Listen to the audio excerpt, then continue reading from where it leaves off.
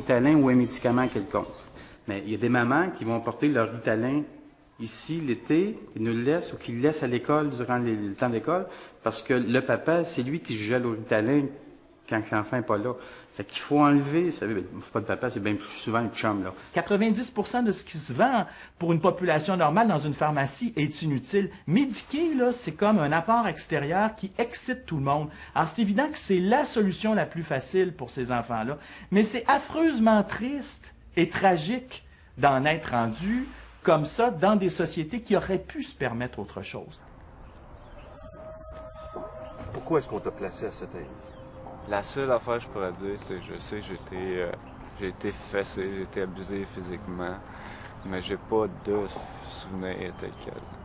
On m'a pas expliqué rien, c'est vraiment un signalement qu'il y a eu. Puis, je suis parti là-bas, je sais qu'ils m'ont rencontré dans un bureau, puis tout là. Dans ce qu'on appelle le système de la DPJ, là. D'abord, t'as fait combien d'endroits là? Jusqu'en 93, je pense que j'en ai fait 8, 9. Puis après ça, mais là, c'est là que ça a commencé, là. Si tu veux le total au complet, là, 24. En ce temps. De 4 ans jusqu'à 15 ans. 33. Je peux toutes les nommer. Joliette, je les ai tout faites. 2 foyers de groupe, le centre d'accueil, MTL. J'en ai fait un, je me souviens plus de la ville, là, mais j'ai resté à Saint-Félix, j'ai resté à Sainte-Mélanie, j'ai resté à Joliette, à Montréal, j'ai resté à Repentigny, j'ai resté à l'Épiphanie, j'ai resté à Sorel, j'ai resté à Berthier. Ils te promènent, là, faut que tu changes de travail social puisque tu n'es plus dans la même ville. Puis aujourd'hui, comme aujourd'hui, je les rencontre dans ma vie, ben aujourd'hui, ils te demandent la chose la plus importante aujourd'hui pour tes enfants, là, c'est la stabilité. Ça, c'est tous les rapports de psychologie, les rapports de cours, les évaluations de 30 jours. C'est le corps du dossier. C'est 317 pages de dossier. J'ai créé un autre genre de Bible. Ben, la Bible, c'est la DPJ. C'est vraiment le cas, c'est ça que j'ai créé. Hein. Je peux pas te dire pourquoi j'ai changé autant de fois de place, c'est pas moi qui ai décidé. C'est pas moi la DPJ, c'est pas moi qui ai décidé de mon sort. Je me suis jamais senti à ma place. Jamais, jamais, jamais. J'avais pas d'affaire d'être là de toute façon. Je sais pas pourquoi je me suis ramassé là. Puis j'étais pas bien dans ces familles-là. Donc, il n'y a pas une qui a pris soin de moi, puis j'étais pas à ma place. Mais qu'est-ce qui fait qu'ils font du in and out? Très souvent, c'est justement parce qu'on veut redonner une chance aux parents. Au bout d'un an, la mère va un petit peu mieux. Fait qu'on ramène le petit. Puis on donne des services. Puis au bout de 6 mois, ça va pas. Fait qu'on retourne en famille d'accueil, mais habituellement pas la même que la première, parce que la première est plus disponible, ils ont déjà d'autres enfants. Puis d'une affaire à l'autre, d'un départ et un retour à l'autre, on finit par passer à travers plusieurs familles d'accueil. Et je suis entre sa 11 ou sa 14e famille d'accueil, parce qu'il retournait chez sa mère. Sa mère se replaçait, retournait. Et là, ce qui est arrivé à peut-être la Xème fois, 11, 12, 14 fois, je sais pas, le juge a dit, c'est suffit. C'était un enfant qui était chez lui, qui était seul les fins de semaine, parce que sa mère allait boire. Il se réveillait en hurlant, en criant, « Maman, maman, maman », il cherchait sa mère. Une fois, parce que quand j'étais petit, ma mère était partie sans moi, puis moi, je m'avais réveillée, puis je savais plus était où ma mère, j'ai fait 9-1-1. Puis t'étais où dans ton lit? Oui. Un lit avec des côtés ou pas? Oui, avec des côtés. Comment j'ai fait pour sortir de là? Il y avait plein de toutous, j'ai monté 5 toutous. J'ai grimpé sur quelque chose, là, je m'en souviens plus, puis le téléphone était là. J'ai fait le 9-1-1. Comment tu savais qu'il fallait faire 9-1-1? Il y a juste ça que ma mère m'avait appris, de faire le 9-1-1. À chaque fois qu'il changeait de famille d'accueil, il perdait tout. Jouets, vêtements, à chaque fois. S'il y avait un objet à lui, un jouet, ça devenait sa possession, c'était à lui. Alors dès qu'on touchait à ces choses, il attaquait.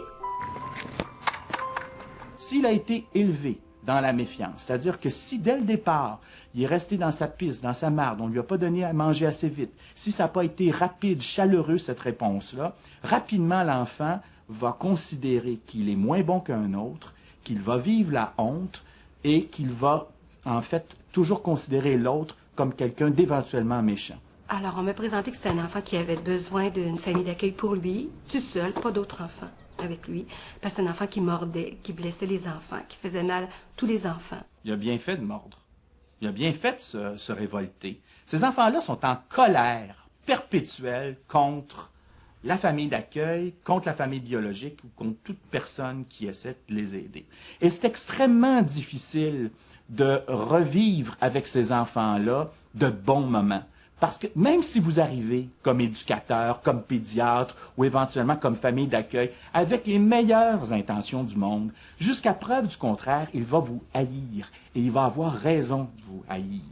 Ici, je suis le maître. J'ai des griffes. Mes griffes poussent. Je vais tout détruire. C'est ce qu'il me dit, la première bonsoir qu'il me dit, je vais tout détruire chez toi. Je vais tout casser chez toi. J'avais un berger allemand. Il dit, ton berger allemand, je vais le tuer. Puis ton manger, il est pas bon. Puis il nous le disait, j'ai fait tant de familles d'accueil, moi j'en ai... Puis il nous disait des noms, hein, il nous donnait des noms. Ils m'ont tous jeté dehors. Alors toi aussi, ça va faire la même chose que tout le monde. Tu vas nous jeter dehors à 4 ans, là. Nous dire ça, là. L'échec de la protection, en bonne partie, est lié à ça. On maintient les droits parentaux beaucoup trop longtemps, avec toutes sortes d'espoirs que les choses vont aller mieux. Mais encore une fois, comme je disais tantôt, si la madame, ça y prend 5 ans à aller mieux, correct pour elle, mais le petit, il n'est pas au congélateur pendant ce temps-là. Là. Il a établi des liens, il s'est développé. Les 5 premières années de la vie, là, ça ne se refait pas. Quand un enfant est placé avec l'idée qu'il va retourner alors qu'il ne retournera jamais, qu'il est ballotté d'une décision à l'autre comme celle-là, il devient aussi incapable d'investir la famille d'accueil qui voudrait l'aider ou l'autre lieu d'accueil parce qu'il vit dans la nostalgie et une forme d'illusion. Et c'est souvent des enfants dont les placements-déplacements ont été la source de telles illusions qui n'ont jamais pu s'ancrer, qui n'ont jamais pu faire l'expérience d'une relation vraie, avec un attachement vrai, avec finalement un amour vrai. Et moi, je trouve qu'il faut développer une obsession de la stabilité pour ces enfants-là. Et oui, beaucoup d'enfants ont vécu de l'instabilité. Parlons-en de la stabilité. Françoise Boivin et Jacques Larocque vivent avec leurs 2 enfants naturels, mais ils sont sans nouvelles depuis 18 mois des 4 enfants que la DPJ leur avait confiés. C'est des enfants qui étaient très carencés. Ils souffraient d'abandon, ils souffraient de désorganisation là, de leur personne, tout ça. C'était vraiment... Les 3 derniers bébés là, qu'on a accueillis, c'était vraiment là, des cas là, très lourds. Là. Des enfants qu'ils aiment, des enfants qu'ils ont aidés à combler de graves retards. Une famille heureuse jusqu'au jour où tout a basculé. J'ai pris des chèques qui étaient déjà signés. J'ai marqué mon nom dessus. Et puis, je les ai encaissés. J'étais au casino. Je ne savais pas que j'avais un problème de jeu. J'ai dépensé à peu près 38 000, 40 000 $. Ma femme, elle ne savait pas. Fait qu'ils ont dit, écoutez, de toute façon, vous allez être mis en justice pour cette affaire-là. Puis il dit, non. Il dit, il y a quelque chose qui ne marche pas. Il dit, on va fermer votre famille d'accueil. Là, un matin, ils nous ont convoqués au centre jeunesse. Puis là, durant la conversation, ils ont dit, écoutez, nous allons évaluer votre situation, bon, tout ça. Et puis, à la fin de la conversation, elle dit, vous savez qu'il faut qu'on collabore pour le bien-être des enfants, parce que ça, c'est leur phrase magique.